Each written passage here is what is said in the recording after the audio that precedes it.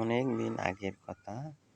খরগোশ কচ্ছপ দৌড় প্রতিযোগিতা শুরু। বলে যে কচ্ছপ আমার লগে দৌড়াতে পারবে না। কচ্ছপ ছিল অনেক ধৈর্যশীল, কিন্তু খরগোশ সে দৌড়াতে দৌড়াতে বলে যে আমি তো অনেক দূরে এসে পড়ছি, আমি একটু জুড়িয়ে যাই। আর সে তো হাঁটতে হাঁটতে যা, পরে আমি দৌড় দিয়ে চলে যাই।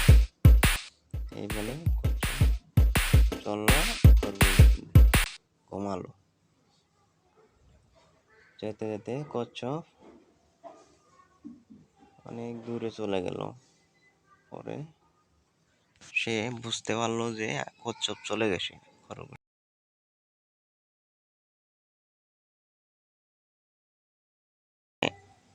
সে ফার্স্ট হয়ে গেছে তার মালিকের কাছে। তার মালিক বলতেছে, হ্যাঁ কচ্ছপ তুমি ফার্স্ট হয়েছ। যে ব্যক্তি ধৈর্য ধরে সে প্রতিষ্ঠিত হয়েছে, বলে তুমি ফার্স্ট হয়েছে, প্রতিষ্ঠিত হতে পারে। খরগোশ ফার্স্ট হয়নি।